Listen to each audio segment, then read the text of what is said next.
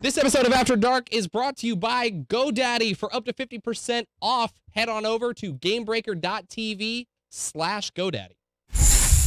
Gamebreaker TV.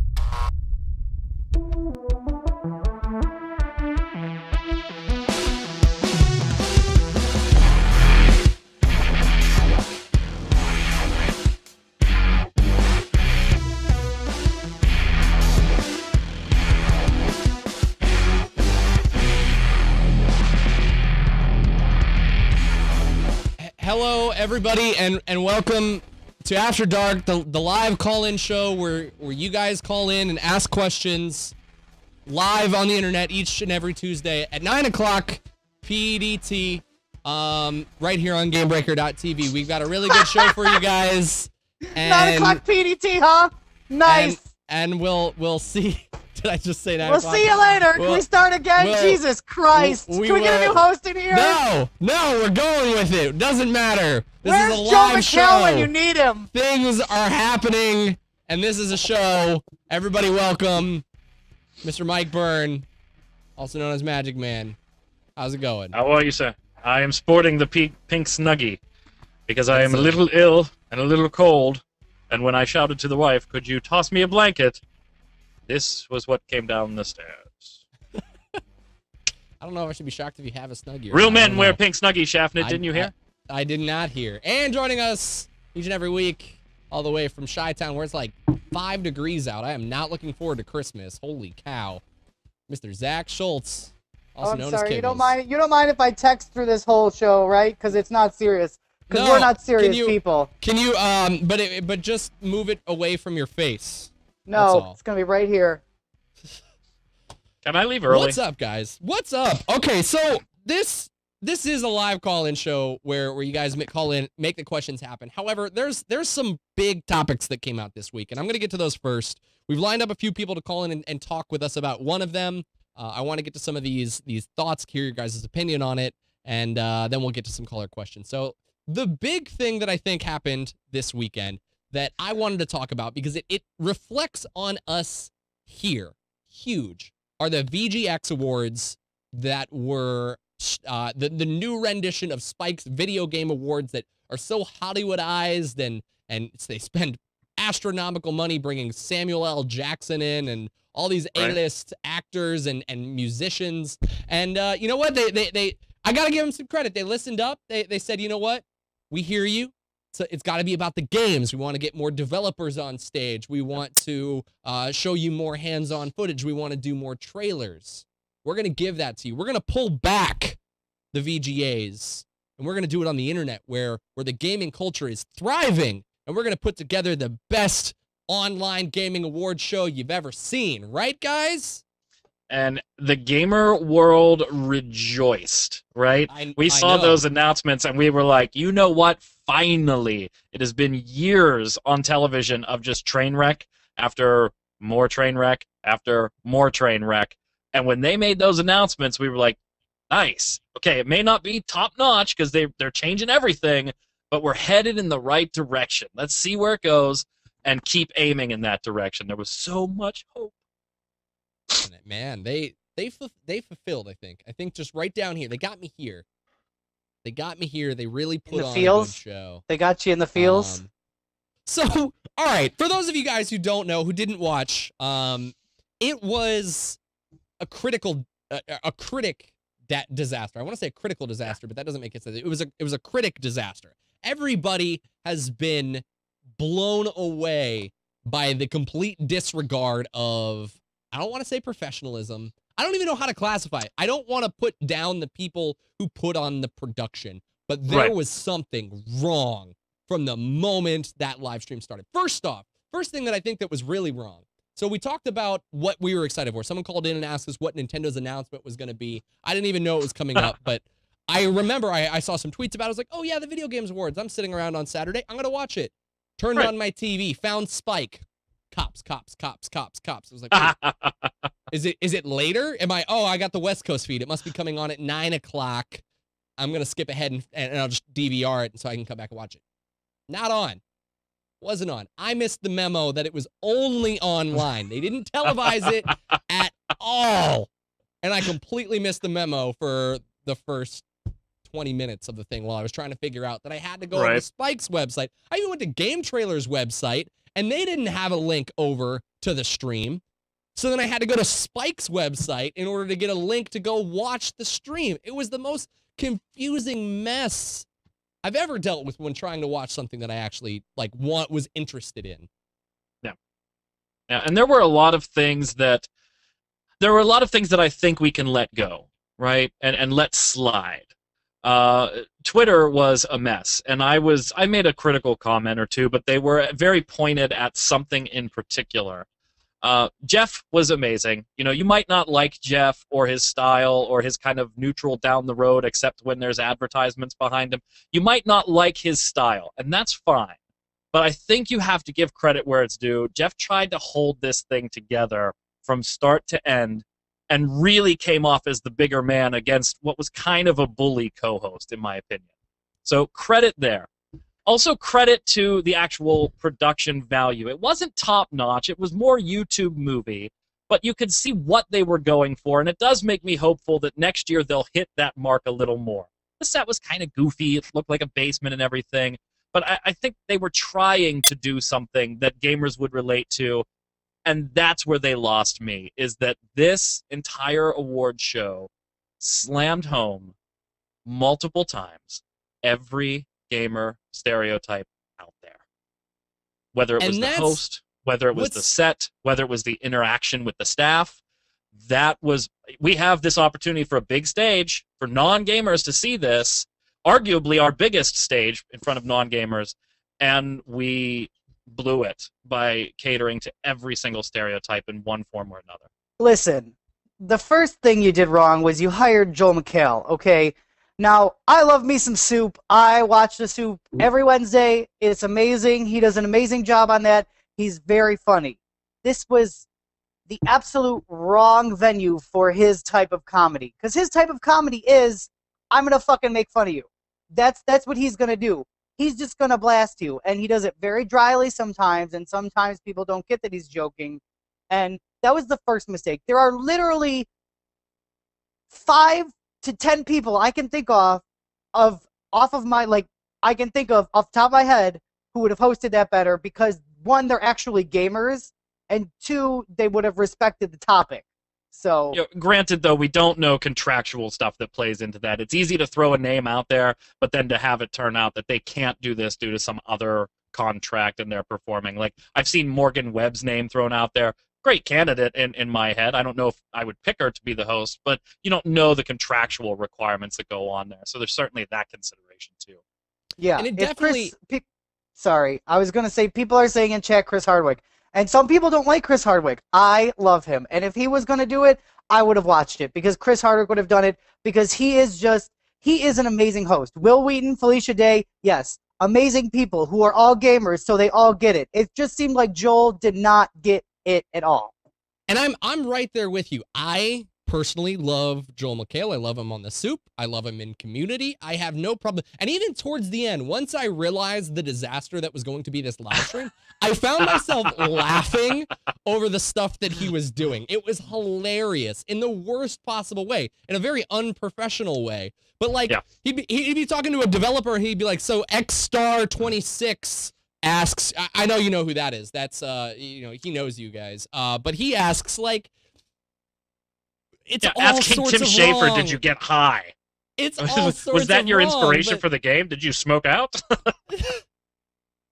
It's just to be expected, though. Like, that's exactly as Kiko said. That's the type of humor that he's going to bring. I think that it hurt. It definitely hurt. Yeah. That he didn't care. He's not established in gaming. He probably did. He clearly didn't know anything. He referred to Grand Theft Auto as GT5. Every time the corner turned, you could really realize. Not to mention, we've seen him on Community. We've seen him on The Soup. He has no problem, and especially The Soup. He has no problem reading from a prompter. He can deliver it. Yep. But clearly, he was talking about stuff that he didn't know and wasn't comfortable with, and reading off the prompter. Yeah, he wasn't invested in it. Extremely hard. To the point that he got the name of the show wrong. Yeah. The name of the show they're paying you to do, he got it wrong. It reminded me of So, like, you know, when they would pay celebrities stupid amounts of money to show up, roll out, probably drunk, half in the bag, I don't know, whatever. And they didn't know or understand what they were talking about, and so it just looked like he wasn't committed. He doesn't know the community. He's not a gamer. Like, even someone with a casual understanding of what gaming is would have been better than Joel McHale. Yeah. So, real quick before we go to a caller, I want to kind of break down. I kind of like what they did. I don't necessarily know if I approve of the people that they started to integrate, but they tried to pull it in and be about more of our culture. They had, like I said, they had on-screen or developers come on and give their demo of the game. They had developer interviews. They even went as far as recruiting, you know, YouTube channels like Smosh Games. I can't remember what one of the other ones was, to try and create this original kind of funny content that has the online gamer, you know, viewership. But I think where they went wrong, I'm not going to play the clip, but this clip, I'm just going to show a picture, a still frame. This one blew my mind that they thought it would be a good idea to put this on air, because this video to me was just a huge slap. And I get it, they're being satirical here, but to me, a piece of content like what these guys were doing just doesn't belong on a video game awards show. That's not what we were asking for. We weren't asking to be made fun of. We weren't asking for Joel McHale to call us stereotypes like being stuck or living in our parents' basements. What producer ever thought we wanted to hear that? A producer that's obviously not a gamer. And there's the other problem, is that it looked like it was produced and thought up of by people who have never played games. There's one thing I can be made fun of, that's fine. I do a lot of nerdy things. I love a lot of nerdy things. And if you're in on the joke and you're making fun of yourself as well as the people who like this stuff, then I totally get it. If you're in on the joke, you're not making fun of someone else. You're making fun of us. It's an inclusive joke and not an exclusive joke. No. Because it went with the whole tenor of the whole show, which just rubbed me. Just from seeing that 6 minutes, I'm so glad that I was playing ARAMs all night instead of watching that horse shit of a show. Giggles was like, Joel McHale rubbed me the wrong way. His soup was cold, honey. You know what I think a big part of this is? I think they missed, they didn't have the audience nailed down, right? I mean, it seemed like we're going to put it on the stream and everything because that's where the gamers are, and we're going to try and get them to watch it there. But they missed with Joel McHale and some of his direct. Even on the soup, he doesn't make direct fun of his viewers. He makes fun of an anonymous video. He doesn't make fun of the publisher that's standing right next to him. Occasionally, there's a little byplay there, but you just don't do that. He literally told the developer, "You talk too much." Yep. He said that during an interview. Yep. Seriously? Yes, that's his humor. Yeah. But okay. No, but see, that goes beyond humor. That's disrespectful. That's not. I mean, I can get Joel McHale. I can take many things from him because he is supremely, bombastic in what he says sometimes. But bombastic. It was bombastic. That's straight up shitty of him. That is Joel McHale. You should be ashamed of yourself, asshole. And I don't know what the rappers outside were doing. It just seemed like they didn't decide on a target, and then they missed all targets. And it's a shame, because gamers looked at it and were insulted, a lot of us. And then non-gamers looked at it and said, wow, everything I know about gamers is true, because that's what they're joking about, and this is clearly a show for gamers. So to me, it just totally missed the mark and was unfortunate. Very unfortunate. Yeah, and I mean, if they're going to make a show that's, okay, it's for gamers, it's an insider thing, well, then they should have hired insiders. They should have hired people who were not Joel McHale. They hired Joel. That was their first mistake. It wasn't. It was just a bad combination. Ironically, I like Joel. I'll say it's not even Joel's fault. Ironically, I think we all like Joel. Yeah, he's hilarious. This just was not the performance for him. No, it wasn't at all. So I've got some documentation that kind of talks about maybe what they were thinking. But before we get into that, let's go ahead and take a caller. We got a caller who has wants to give their 2 cents on the VGXs. So, caller out there, tell us your name, tell us where you're from, and tell us what you thought of the VGXs. Hey guys, gentlemen, I'm the Lemon. How are you guys doing tonight? Good, man. How are you? Thanks for calling in. Lemon. I'm doing fine. Well, the reason why I called in the first place was indeed about Joel McHale. The main reason why I knew he was not good was because he managed to actually alienate Reggie Fils-Aimé, a guy who is almost as creepy as Kickles. Just kidding. I'm not for everyone. Oh, I'm kidding. Boy, you ain't never lied there, brother. Every single individual that he interviewed or spent time alienated, and you could tell he was intentionally doing it. And I don't even think that stuff was in the prompter, which, by the way, the prompters might have been a little less than professional to my understanding, because, as you said, Joel makes a living off of reading from prompters, and obviously they were having errors with their cameramen as well. That was pointed out. Your opinions? Yeah, well, I mean, I think that, and it's so hard to just sit there and just straight up blame Joel. I don't think that we can. I don't necessarily know if it's even his fault. Well, they hired him for this, and I mean, yes, he went to it was to the extent where, I mean, he must have known that it was coming off some way, because it looked like towards the end there that he just gave up. But like, here's the thing, completely shitty. Some of those jokes, some of those scripted, like, put-downs were moments where he was very clearly reading off the prompter. A producer put those jokes in there for him to read. Some of them, yes, his slights to the developers was completely off the cuff, but there were moments like the one that sounded like he was just like, I woke up today and wondered why my wife told me to do this video game show. That was like, that sounded scripted. That was in the prompter. He called it a nerd thing, by the way. Do a nerd thing. Right. So like, I don't know. Like, that to me is almost them giving credits. Again, and I get it. Stupid humor. Some people love it. I hate Tim and Eric. I hate Tim and Eric. And for the same reason I hate Tim and Eric, I hate Loiter Squad, which is a show that it comes late on Adult Swim, and I'm pretty sure those were the rappers that were outside. That stuff is just weird. Like, it's not bad. It's just it's not my taste. It's weird. So there were reviews that I've been reading today too, planning on we were probably going to talk about this, and one of them quotes the headline is something along the lines of that Joel McHale saved the show. And the rationale behind it is actually pretty funny. It's worth reading the article. It's actually pretty funny. And it's to Mike Shafnit's point earlier, is that towards the end of the show, things were just so bad, you had to laugh at what was going on. And that was infinitely worth watching, even though the show was not worth watching. I got a question, though. At any point, they know what they're going into with this. They have an idea of what they want and who they want and what they want those hosts to do. Exactly, that's it.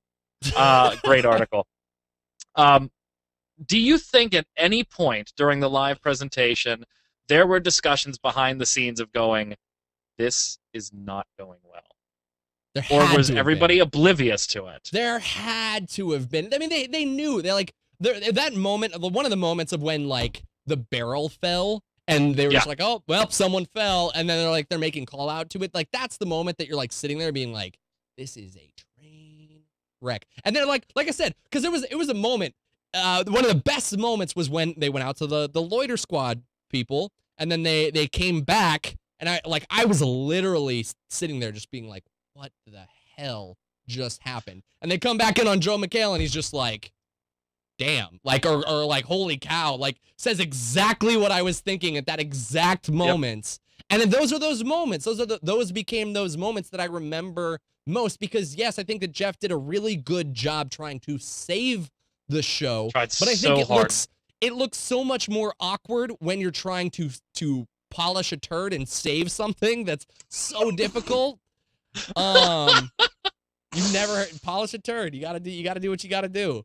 Well, that's the other thing, is that they took different. Oh my god, this is just my stupid camera is about as good as the VGX. What was I saying? Oh, yeah, but they went about it completely different ways. And if they had both committed to the sarcastic shtick, they tried to save it in two different ways. And I think that's where it was kind of awkward because Jeff was a little bit more trying to, go with the flow, and Joel was just doing his own damn thing, which Joel does. So they weren't on the same page there. It just looked like nothing was on the same page at all. Little known fact, I am hosting next year in a pink Snuggie. Am I allowed to? I don't tell anybody that because I don't know if that's public knowledge yet. Yeah, I'm going to be swinging in the back on a wrecking ball. Oh, God. All right, so I want to get to this because this was actually a Reddit post that came out that someone specifically stated. Actually, I realized they have it up here. We'll bring it down here. Is this? We'll slide this over here. So he talked about this is coming from a claimed former Spike Game Trailers employee on why the VGAs were so terrible. So he kind of just talks about how the fact that he was a former employee of both Spike and Game Trailers. And he also kind of goes... Take this with a grain of rock salt. Yes, absolutely. There's no confirmation of who this person is. Disclaimer, this is to be taken with a grain of salt because we don't know. But it's interesting to think about if this could be, because when you know the way that the internet itself and the video industry kind of works, it does make a little bit of sense. So I just want to get into this here real quick. He talks about... He basically says that he was once a employee of both and had since been let go, but this was his insight. So let's see here. He got fired because he was like, guys, let's do a good awards show. Yeah, they're like, get the hell out of here! Get out of here! I don't want you. So he said, I'm trying to find. I had the quote highlighted on the other page here. Oh, I pulled the wrong one down. That's why. So here he said, I wasn't told this in so many words, but the job of myself and a fair number of good guys was to get Game Trailers views up so that they wouldn't get killed by YouTube. And he goes on a little bit in the next couple paragraphs to talk about how obviously Viacom is a parent company of Spike and Game Trailers. And when you think about it, and you think about the business, Game Trailers is one of the highest probably traffic video game websites out there. If you don't think video game companies are paying Game Trailers to review their games, to put their trailers on the front page, to do stuff exclusive with the game, you're dead wrong. Those companies are paying for that top spot. Now consider the fact, look at Riot, look at World of Warcraft, look at WildStar, look at all of these game developers that are wising up and starting YouTube channels and delivering their content to their audience through YouTube and not paying for it. That is a huge factor here to consider when the value of what Game Trailers is, the way Game Trailers makes its money, or part of the way Game Trailers makes its money, could be in jeopardy. He goes on to kind of talk about the fact that... what you point out is true, that is definitely a huge piece of this. Huge. Yes. If what you point out is true. We don't have no confirmation. Anything to show you that says, yes, that's true, obviously. He goes on to talk about it. He says the VGAs this year had a rank stench of executive piss about them. To be honest, starting with the name change, this is he's just talking about the general change, saying that I'd lay down money. Mikhail was a last-minute addition to the show, and that neither he nor Game Trailers wanted him on there. The budget cuts again. Classic Viacom executive. I guarantee the new guy just cut. I guarantee that the new guy just cut the budget in half and sent it back with a note saying do better. So essentially, the VGAs suck because they have to do the impossible. They have to make gamers care about Spike and Game Trailers. Once Game Trailers get shut down, and I give that a couple years, expect the VGAs to go on with it. So this is a Reddit post. Feel free to check that out. It's a huge statement. And again, I will reiterate, take it with a grain of salt. I don't know how accurate he could or couldn't be. But he does bring up a really good point. These game companies don't need to invest into Game Trailers for their Game Trailers anymore. They can make a YouTube channel. Now, there's the added benefit that, yes, Game Trailers is a huge site. I don't know what they are, but let's just say that they're top 100 in the U.S. Who's to say that Joe Schmo's video game is anywhere near that amount of traffic. It's nice to have the eyeballs in front of it. So that advertising dollar financial piece is still going to be there. But the idea, the white knight strategy of like, we're going to do this for the gamer makes sense. But when you also think about the fact that they're trying to figure out ways to prove to video game developers that their outlet is worth the investment through what they're offering, VGXs sure as hell didn't prove that. So I would just like to say that dude's name is Mike Shaffnet, not Mike Byrne. That's Shaffnet with an S. Allegedly, not Mike Byrne in the Pink Snucky. You are the man, Shaffnet. The man. I do what I can. So I don't know. Where do you guys stand? Knowing this other side of it, this disposable spike guy on Reddit. Weren't they all? I mean, no, no, I'm kidding. I'm kidding. Just some of them. So, well, I don't know. Does this shed some light on the production disaster? What, that they didn't have enough money, and that?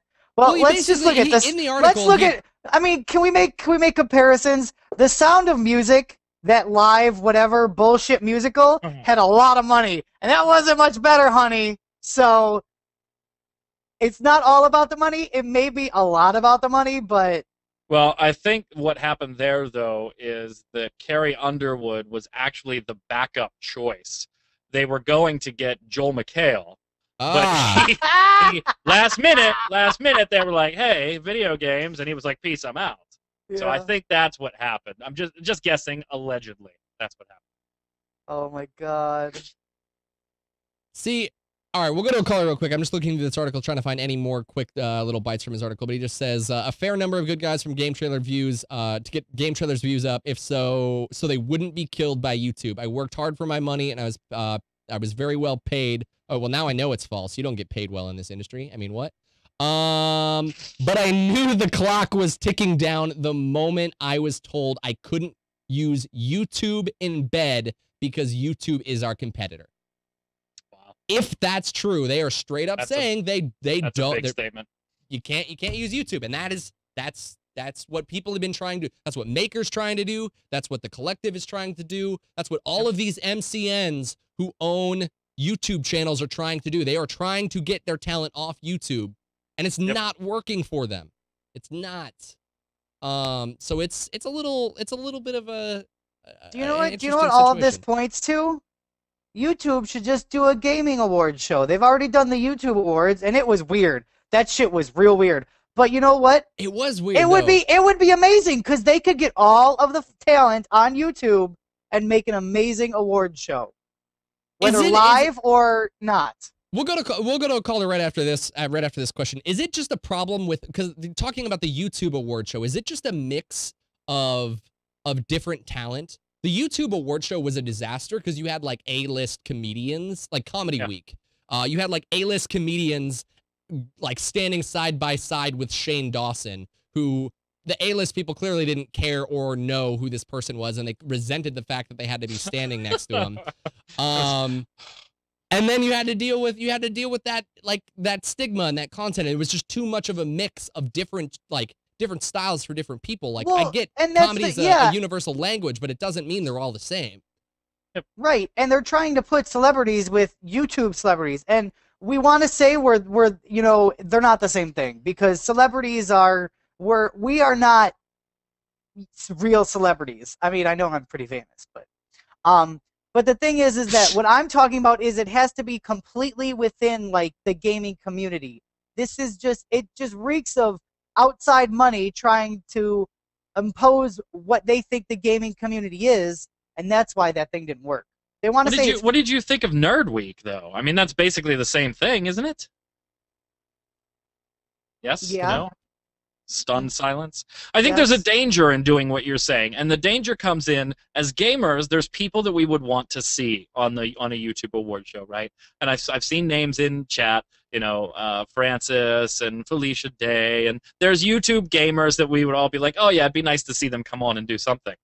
But then on the flip side of that, there's an awful lot of them that just perpetuate gaming stereotypes still. So Francis. That's fine. You know what? You're kind of in a catch-22 there. And listen, I don't mind gaming stereotypes because they're there for a reason, some of them. Okay? Some of them, yes. Gamers can be pegged for that stuff.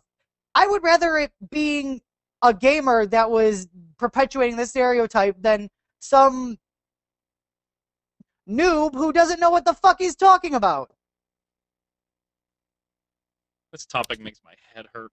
Let's go ahead and throw to a caller and get this get the VGXs wrapped up. We'll move on. There's a lot of stuff to rage about this week.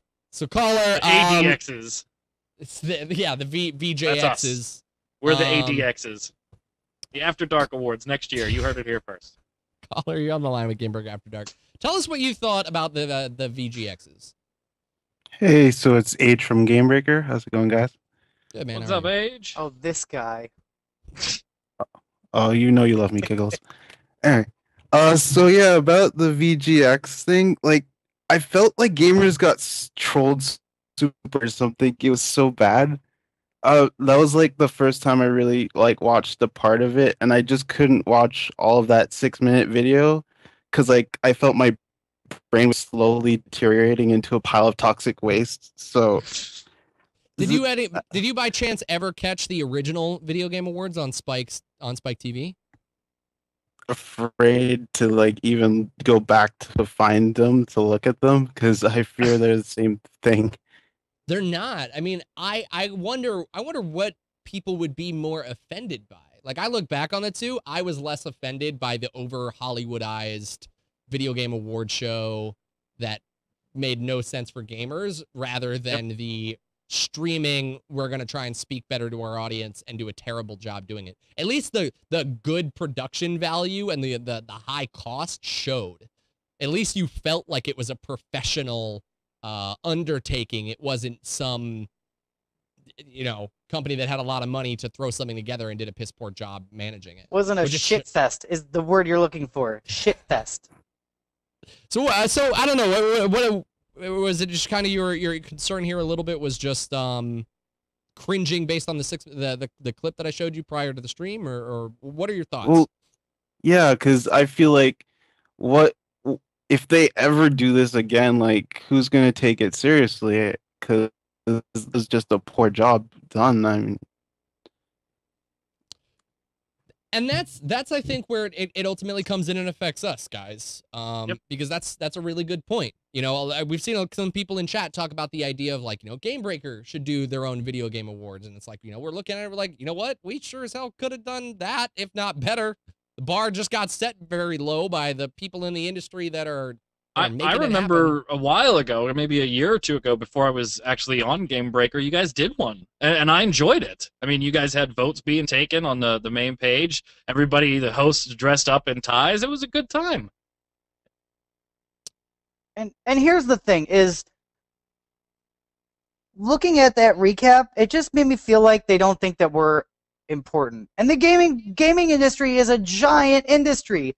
They make a lot of fucking money off of us.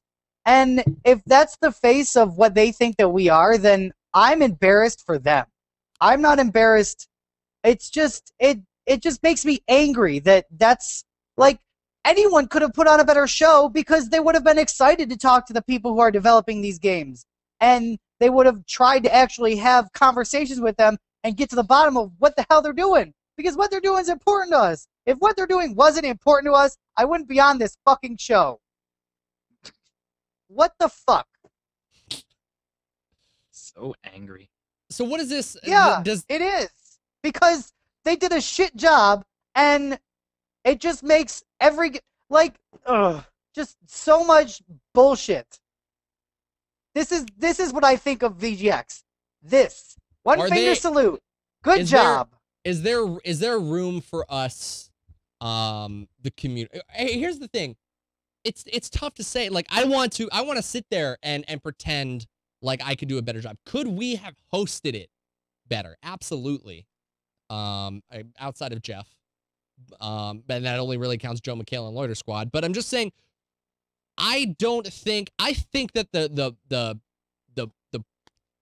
the puzzle of creating this award show goes far beyond just the idea of setting up an award show. There's a huge like structure of things that failed that night. It wasn't just one thing. It was a large facet of things. That's fine though. Like you're separating production value. Yes, you know, it could have been better on the back end. That's fine. But what I'm talking about is the interviews, like the disrespectfulness, just the talking down to. And someone brought up in chat, Hollywood does not care about video games. Do you know what Hollywood cares about? Making money off of video games that they turn into shitty movies for the most part. And crappy video games. And crappy video games that they make off the shitty movies, which were decent video games. All right, let's move on. Yes, I'm sorry. You're making me angry now. I need a sedative. That's the whole point. It's really going to be interesting. And I think it really matters to us, to our industry. I think it's important that obviously everyone out there voice their opinion about the issue and say what you didn't like about it, so that if they continue to do the VGXs, they will work to improve them, as well as other people out there who want to maybe pick up the slack and maybe try and do a better job, know what not to do. So interesting. It'll see, but it's definitely a part of our industry. Let's move on. You gotta be pissed if you're a sponsor, man. Yes, absolutely. You could have done the awards at the party you had at BlizzCon, and it would have been better. Let's move on, but before I do, I want to tell you guys about a new sponsor that we have right here on Gamebreaker, a great sponsor that everyone out there, I can't even begin to describe. Every single one of you guys out there should be using our brand new sponsor. Our new sponsor, GoDaddy, is a great service because they offer so much. I can tell you right now, every single one of the Gamebreaker.tv domains is used through GoDaddy hosting. We have a special offer available for Gamebreaker fans. You can save up to 50% off on your GoDaddy domain.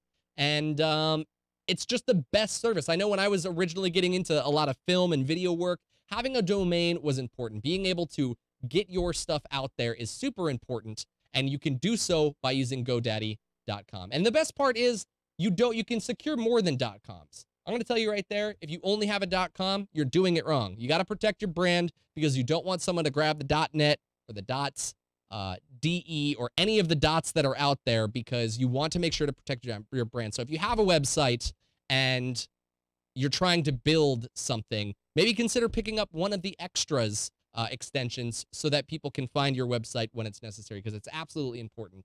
So right now, as I said, we actually have a deal that's available. You can get web hosting for as low as $1.99 a month, and that even includes a free domain name as well as unlimited bandwidth. It's a great deal for only $2 a month. It's never been cheaper, and it's really easy and fast to get your own personal or guild website up and running today. So if you guys just use the URL, gamebreaker.tv/GoDaddy, you can get started, and you can get your site running up and get started right now. So head on over to gamebreaker.tv/GoDaddy. All right, guys, let's move on. We will move to another caller right after one more thing that I want to talk about. Actually, you know what? Let's go to a caller. We'll see if it comes up. We'll go to a caller and see how this handles. Caller on the line with Gamebreaker After Dark. Tell us your name, tell us where you're from, and tell us your question. Good morning, Drew and Shafnet. Morning. Were you smack talking a different show on After Dark after messing the intro twice? Was I smack talking? Maybe. Yeah, but that's what we love about Shafnet. He breaks things. That's his appeal. To expect on After Dark, he's gonna break something. The difference is that was still my pre-production. Now that I'm in production of the show, does it sound like I'm messing up? Maybe, but it's a live show, and that's what happens. But I'm not calling gamers stupid, and I'm not saying Twitter Joe. Hey, Mike, @Cheesecake has a question for you. You know who @Cheesecake is, right?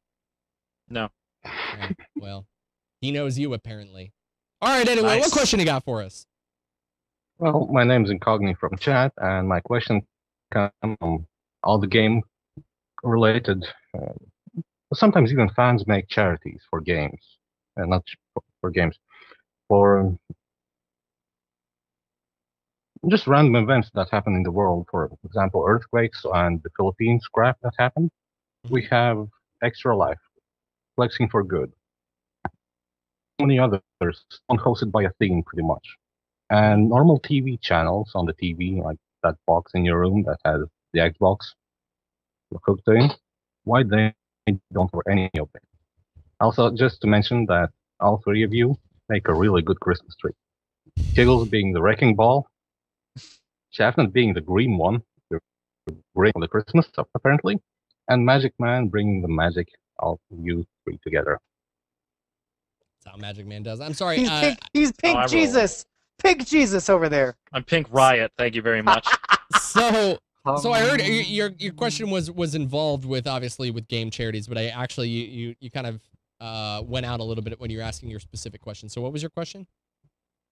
Well, so many gaming companies and individuals make charities, and they're pretty much based on gaming, and they raise funds for random events during the world that need attention, and normal TV channels like Fox News.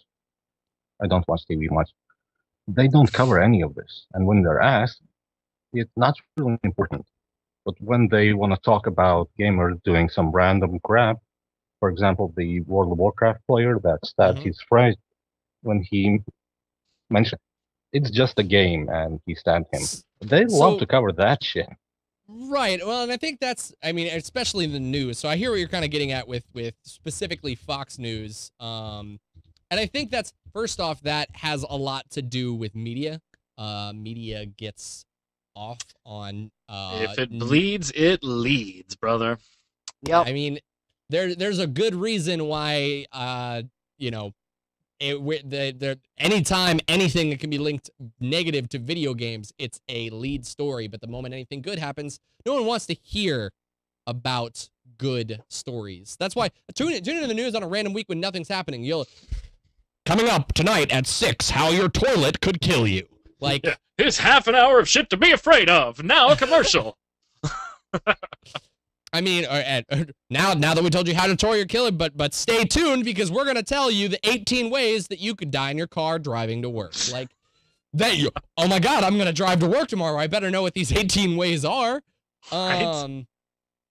So, what do you guys think, though? I don't think we need to drive that point home. I think the idea that exists is very apparent. And it's ages old. It's ages old. That's just the way it works. Yeah. But how do we approach that? How do we change that? Do you want this summed up? You want this summed up in a phrase? Show me the money, honey. That's all it is. It's truly about money.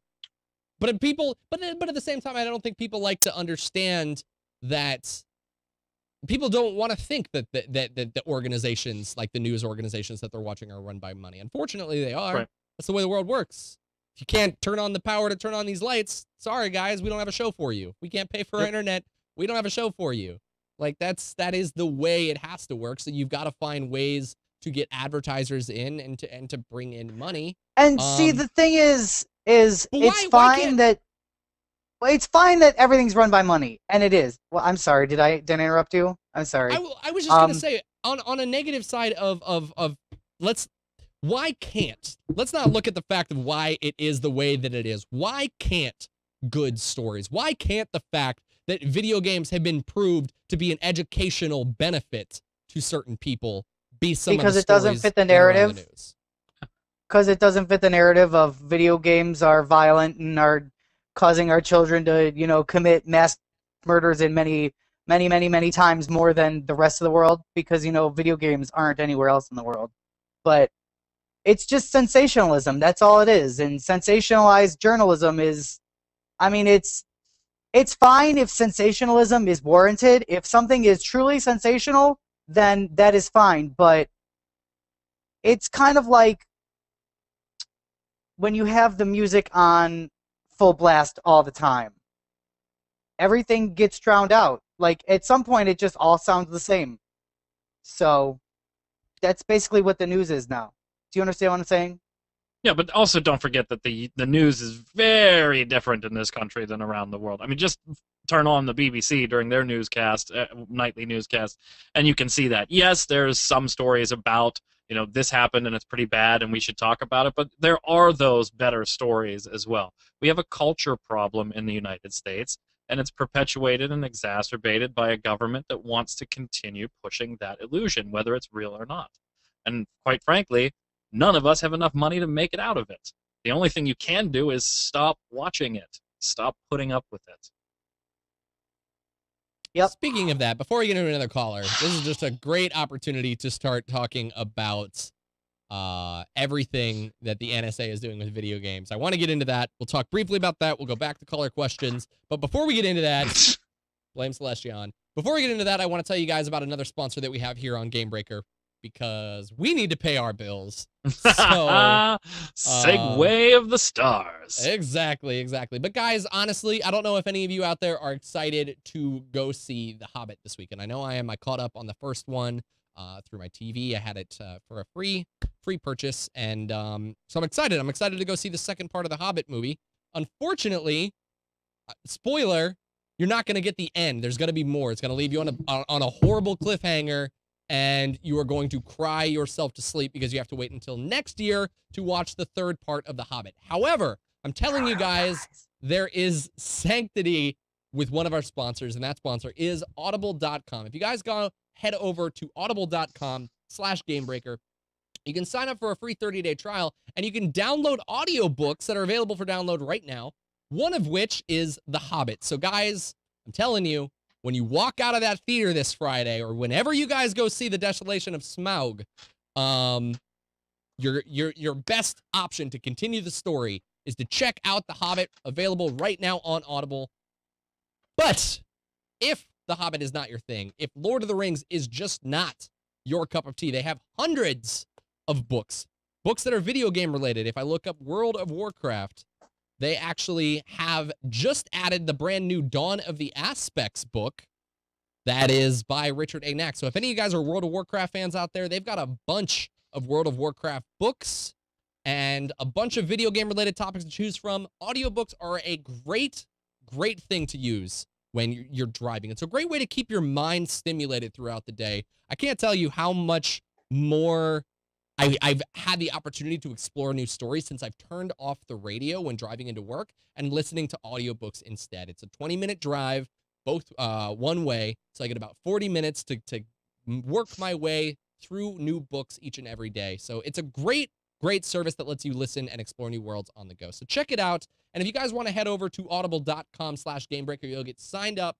for a free 30-day trial, as well as get a free audiobook so you guys can get started right now with any of the books and many more that I've mentioned just now. So let's, real quick, before we get to the caller, guys, the NSA is just spying the ever-living crap out of us. They think World of Warcraft players are recruitment for MMORPGs. I forget where I found this this table, but apparently MMORPGs are not only extremely sociable, but they're also like the best place for being able to recruit people for the Taliban and terrorist attacks.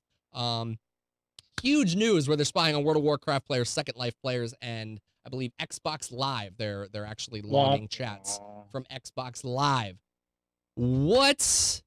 Ready for this? Are we ready for this? Okay, this is my response to this. Ready?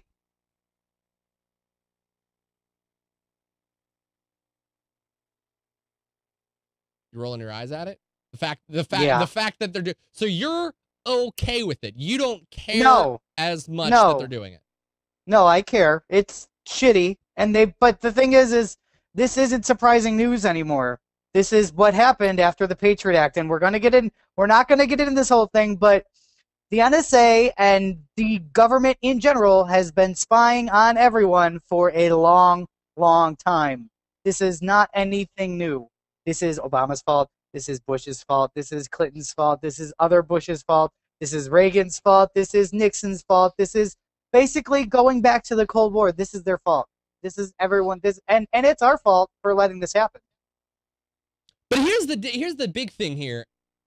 All right, I've got a really weird mixed opinion on it. First off, I get the fact that it's a violation of her rights. Blizzard didn't give them access to it. And that's where I question, is it a violation? Any more than for me to walk in and follow you around and to attempt to watch the chat channels you're talking in if I can? That's an invasion of my privacy to a certain degree. Why? You are giving up the right to privacy by logging into a game that hosts millions of players. If I'm not doing anything to specifically compromise secure data, aka getting it from Blizzard, hacking into the database and extracting the information myself, if I am logging into a game, paying for an account, and I choose to play the game by following you around 24/7, and when you shout, I'm going to see it, and when you put it in trade chat, I'm going to see it. If you keep it private, I'm not going to see it because I'm not hacking it or anything. But that's not what am I doing wrong? That's not what they're doing. There was a packet scraper that was literally they're not following someone around in World of Warcraft listening to what you're publicly saying. They are scraping all of the from what I understand, they're scraping the conversation packets. If I send you a private message, they see that private message. It's not if I'm saying it in public. I would ask, what type of expectation of privacy do you have in a game that caters to millions of people? Whether it's government or anybody else. It's not the expectation of privacy. I've long given up my expectation of privacy for being on the internet. I understand that. But there's a difference when it's something that is not known. When it is I'm forgetting the word, it is a subversive thing. They are not doing it with the company's intent. And they've done a whole thing on the cellular companies and all the internet companies. Yes, clandestine, thank you. It is a clandestine thing. They are not doing this with the knowledge of the companies. Maybe with some of the internet companies, but they have their tendrils in a lot of things that they are not supposed to. And the thing is, they want to say that yes, if it stops one terrorist attack, then it's worth it. But and I have, you know what, the thing is, I have no problem with But this is I don't know what I'm trying to say. Let me ask you this. I have a problem with one second. I have a problem with the spying. Just on the face of it, I have a problem with that. But if that's what they're doing, then I have a problem with it too. I didn't hear anything about packet scraping and stuff like that, and I'm going to look that part up because I did not see that, and I would be against it if that type of hack or malicious intent is being taken. I might have a different view. I feel like this is kind of along the lines of the New York stop and frisk policy, where cops are allowed to stop you for whatever reason and pat you down if you look suspicious. Now, I get it. I get from their perspective, if they catch one person and protect one citizen, it's worth it. For the minor inconvenience that a cop had to stop and put his hands all over you, they're trying to stop people. Now, that controversy goes down a whole different a problem or reality, but that's what their argument is. And I get that. I get the idea that, yes, we can't ignore the fact that these games are social platforms where you could easily recruit people for your own desires, your own messed up intentions, and it should be monitored. I don't disagree with that, because if you turn a blind eye to it, you're just basically allowing it to happen. However, I'm conflicted because I think that it is an invasion of privacy to a certain extent. I liken it, and if they did malicious stuff, again, I'll look it up and maybe throw something on my YouTube about it if I'm dead wrong here. I was not aware that there was malicious software and or items that were scraping things that were intended to be private. That being said, I don't agree with the overall premise that catching one person makes it worth impinging on the rights of many, many, many, many people. However, in this particular situation, I liken it to you walking down the road, sending a text, and me looking over your shoulder. I might be making you a little uncomfortable, but you don't have that expectation of privacy in public environments. Yes, but and here's where here's where I think you're wrong, is that you know that someone's looking over your shoulder when you're walking down the street, and I'm giving up my right to privacy. If I wanted you not to look at what I'm texting, I'd say, get the hell off my shoulder. Like, that's totally different than someone coming in and taking your information without your knowledge. It's a complete, and I think you would agree with me on that. I don't agree, actually. This particular Really? situation, if there's no malicious stuff involved, I don't view it as a privacy breaker. I view it as an attempt to get information that maybe ethically I shouldn't have, but I didn't violate anything to get it. And like you said, this isn't a new thing. There's a work of fiction called MMORPG by Emil der Veer Van Veen. I can't remember his name. Emil something. It's just called MMORPG, written years ago. And it's specifically about this, where NSA and other security offices are using MMOs to spy on people because there are terrorists using it as a training ground, where they go and take over a tower to symbolize what they're going to do in the real world. This isn't anything new. And sitting back and watching somebody in a game isn't invasion of privacy to me. Sorry. If they are actually using, I just want to say one more. If they are actually using it, I guess it's just my naivete that I don't follow that stuff. Like, that's not, I don't know any of that stuff. But if that's the case, then yes, I would liken it to spying like in the real world. That's fine with me. But if they're doing what they're doing, where they're just taking everyone's information, and they're not having a narrow focus, which is what they usually should be doing, then I have a problem with that.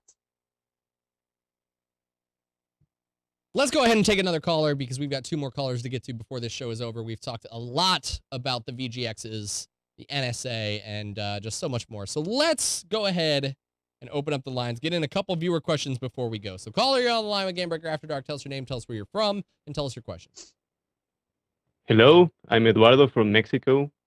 How's it going, Hey, Eduardo? Mikes and Kegels. Yo, yo. Well, I'm doing great. Yesterday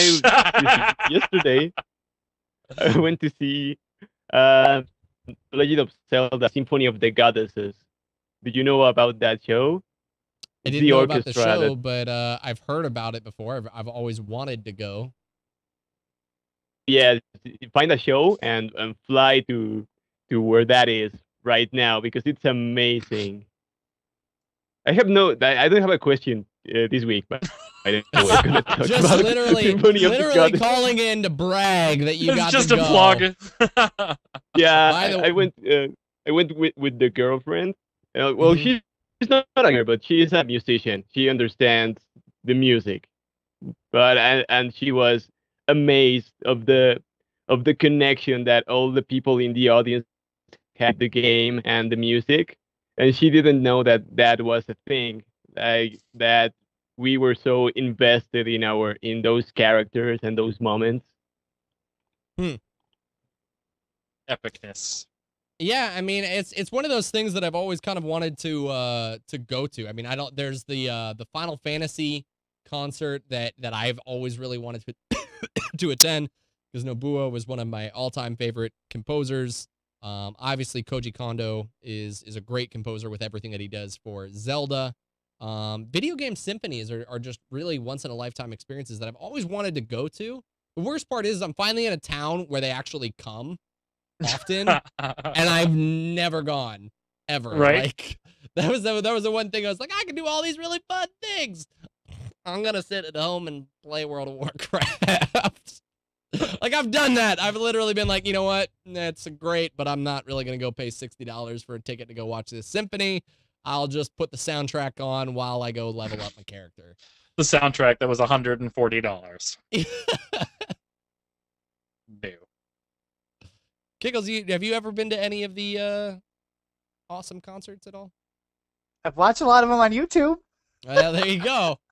Day and the age of the internet, you don't have to go to these things anymore. Well, no, they have. I know they have this the Millennium Park in Chicago. They have an auditorium or an audit. Oh my God, what is the outdoor? An outdoor orchestra pit. Amphitheater. Amphitheater. There you go. I can't think of words. Bombastic, and I'm done for the night. My brain is spent. And I'm spent. But they have a week. But they do weekly things during the summer where they have like they have nights where the orchestra plays. And I went to one. It was all game music, and it was really good, and I enjoyed it because we have wine and cheese, and we sit on the lawn and we listen. and it's beautiful here in the summer.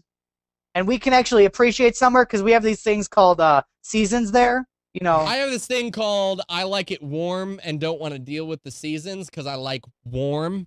So Wah. I have hot.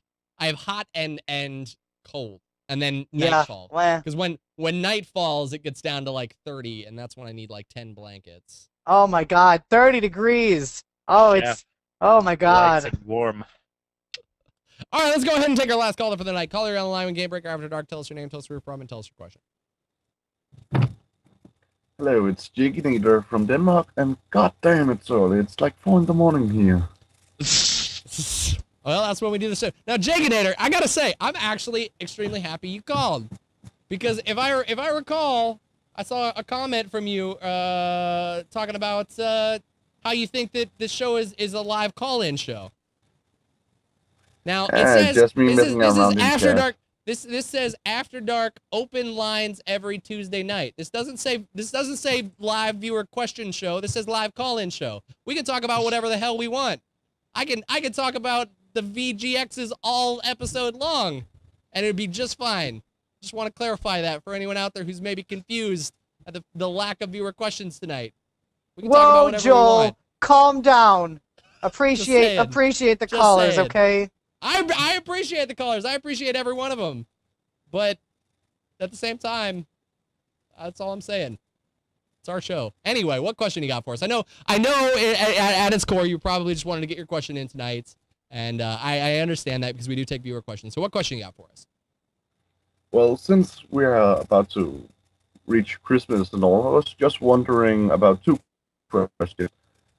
Since many MMOs have Christmas holidays and events and such, which MMO do you guys think have the best in-game events?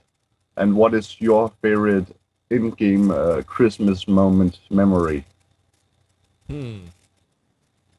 Holiday events. How many of them have you? I've been a part of World of Warcraft's. I haven't done leagues yet. Of course, that's going to come out in January, after the holidays.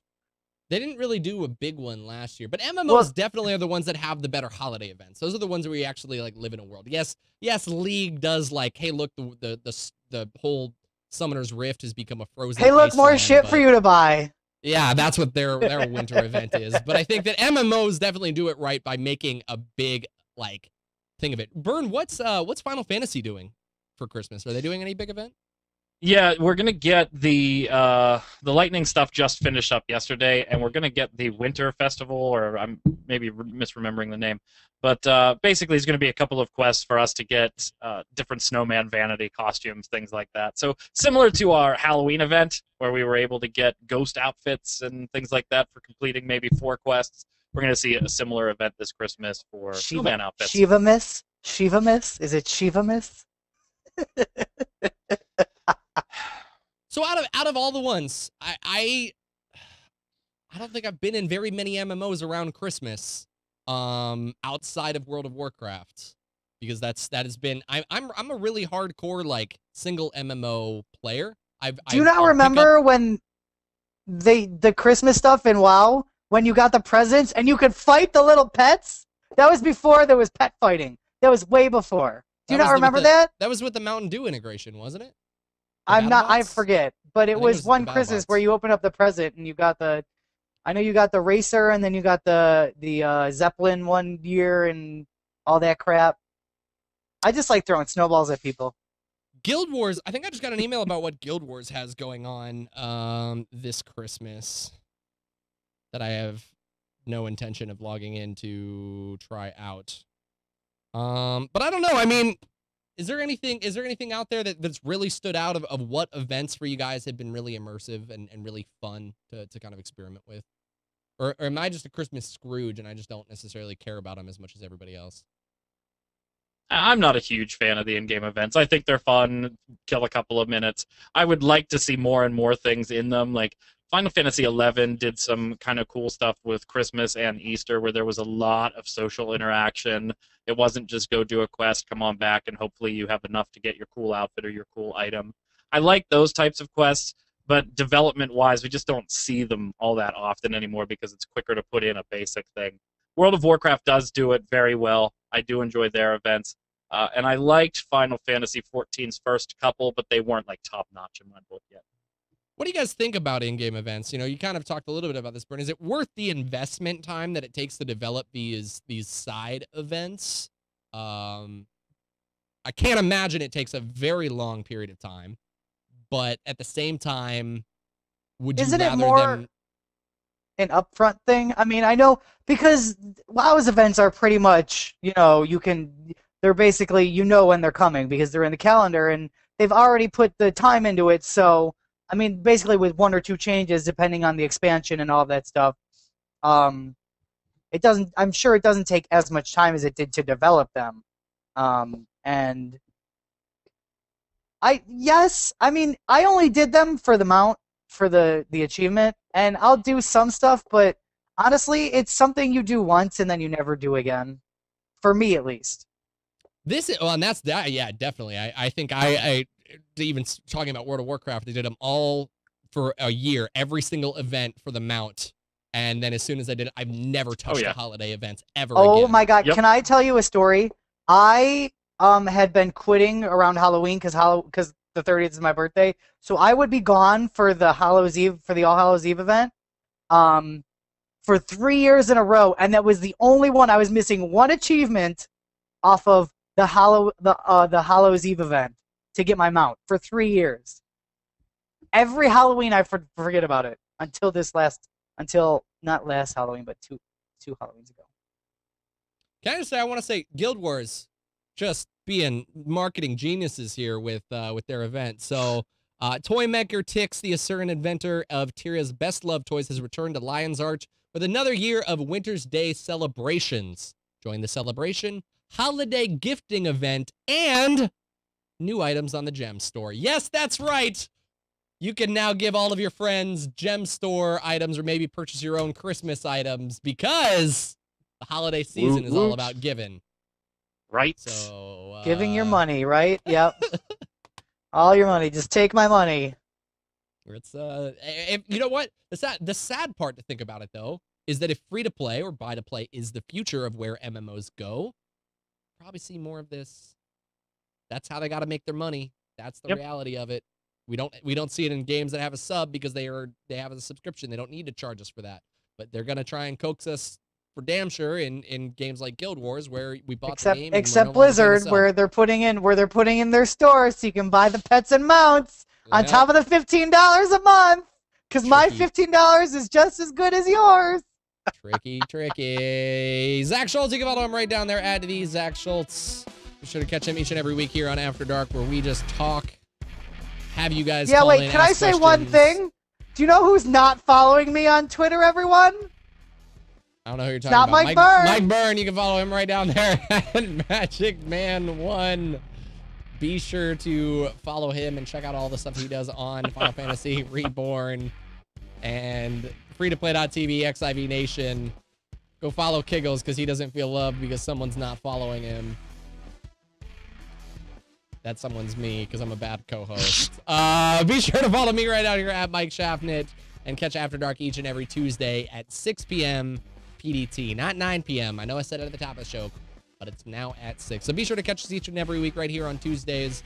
Be sure to check out everything that we do over on Gamebreaker.tv. We appreciate everyone who called in. Thank you guys so much for having the conversation with us. We'll see you guys next week.